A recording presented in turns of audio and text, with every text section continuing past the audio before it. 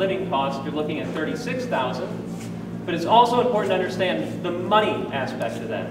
A cheaper institution, a lower cost state school already has all that funding and reduction built in based on those tuition reductions, based on state taxes.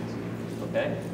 A private school not having that, but they have their own endowment, and they use that money to offset the cost dramatically for many students. So when a school costs $50,000, like Emory, it's important to understand that very few families are actually paying the entire amount. Okay? Many, many families pay less than $3,000 a year to attend our $50,000 institution. Okay? There are some students and families that are paying even less than that because of their level of income. Okay? So sticker price should never deter you from wanting to apply for a school. You should always apply, see if you get in, and also apply for the financial aid, scholarships, grants, loans, to see how they can offset. And you'd be surprised at how much a private school can offset tuition, even compared to a lower cost state school, even when you take into account the Hope Scholarship and other things like that.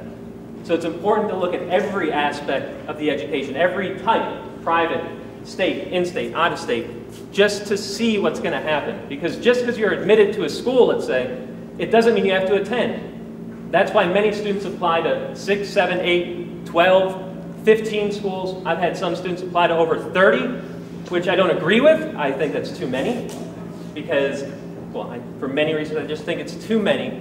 But between 7 and 15, I think, is a typical number that many students will apply to. Some less, and of course, some more. All right? But somewhere between 7 and 15 would be appropriate just to see what comes your way as a student. If you get scholarships, if the family gets grants based on income levels. Okay? I don't like this. Now, actually applying to school. When you apply to a place like Emory, for example, a selected institution with a lot of students looking to come in, but only a few number of spots. You know, last year we had 1,300 openings for the first year class, and we had over 15,000 applications. Okay? In that, we can only admit roughly 25% of those students that were applying.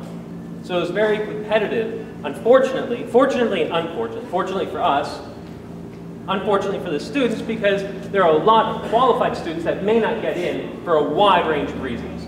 But as a student that's applying, there's a number of things that you can do to really try to better your chances of getting in. The number one thing is to take a rigorous curriculum. If your high school offers AP, Honors, Advanced, International Baccalaureate, IB, whatever your school offers as their most challenging courses, that's what students really need to take.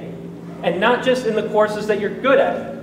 You need to take them in the courses outside those that you know you're good at. If you are good at math and science, for example, and you only take AP Calc, and you only take AP Statistics, and you only take AP Calc BC, which is really good, and you take Physics C, and you take Physics B and Biology, but you don't take the histories or the Englishes or other courses, that may show that you're one-dimensional and you're focusing only on your strengths. But by backing out and taking a challenge in these other courses, you're still maximizing your rigor, and you're going to show the school that you are willing to step outside your comfort zone. Okay? And I think that's critical in the application process, to try to step outside what you know and to take a curriculum choice that's going to challenge you. And by doing that, you are going to show the school that you are ready to take on any challenge. Does that make sense? I hope so. Because that's one of the toughest pieces of the review process, is looking at a school that may offer 18 or 20 AP classes, and a student avoiding all of those that they feel they may struggle in. Okay? And that usually comes through in the college counselor recommendation letter. All right? They'll say there's a lot of opportunities, but the student took a few. They usually don't say it that bluntly, but you can read between the lines. Okay? And the one thing about a place like Emory, we read every application 3 times by 3 people. So that's why you have to focus on these essays that they always talk about. But we'll talk about that in a second. Standardized testing. We've all taken them. We take the SAT, the ACT, all those other things that are out there. You can take the SAT as many times as you want. All right? The College Board has score choice where you can decide what scores you want to send. My recommendation, send all your scores to all your schools all the time. Okay? That's just the easiest way to ensure that they always have your most accurate and up-to-date test score. A lot of schools will take your score and recompute it and do what they call the super score. The highest sections, they'll put those together. Okay? And that is what you want, obviously, because if you took the test 2 times and you got a high score in the reading this time and a high score in the math the other time, by taking those and combining them and getting your super score, we've done you a huge favor in many instances, to your benefit. And that's what we want to do. The application process isn't usually trying to find a way to deny a student.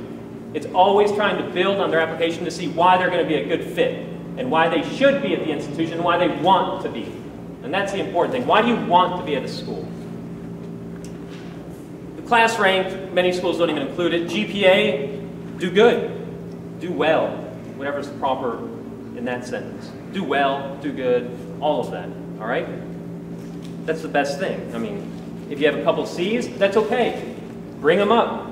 That shows that you're going to work harder inside the whole process, okay? Now the subjective, these are the pieces of the application that you have real control over, the essays. You have to focus on the story that's going to work for you. Don't try to write something that you think I want to hear. Write something that you want to express, something you want to tell me, something you want to offer up. Okay? That's going to be the best essay you can offer. Something that's not in the application. Write about it. Okay? Yes, all these questions about your activities, your involvement in sports, your work, all these things we ask for. Well, tell us about your volunteer experiences. Tell us about that one trip that you took. Tell us about a 5-minute experience in your life. Tell us about anything you want to talk about. But don't rewrite your application saying, you know, I did this, and I did this, I participated in this, and basically putting to paragraph form what you filled out on the application. Don't do that. Because that's why we asked all those questions on the application, to gather that information. Now it's your turn to write whatever you would like. And I'm telling you, they can be weird, bizarre stories. They can be, again, your own personal experience. But take a chance. Taking a chance on the essay, meaning when you sit there and brainstorm as a student, and you want to write about a couple different topics, okay? You're going to write things down. I usually tell students to throw away the first 3 things you wanted to write about and start thinking about the 4th, 5th, and 6th. Because many times students want to write about their activities, or their sports, or something else that they do a lot of. And that's good, but understand that a lot of other students are usually picking those same topics. But when you start getting into the 5th, 6th, 7th idea that you have, those are usually more unique, and they're more individualized, they're more personalized. So go deeper than what you think is going to be the quick answer. Because the majority of students are writing the quick answer. Okay? And again, this doesn't have to be earth-shattering. It doesn't have to be groundbreaking. It just has to be yours. And please don't recycle your junior year essays as college essays. That just isn't fair. Write something new and original. And if you're going to recycle it, at least delete the teacher's name in the essay, which happens from time to time. Okay?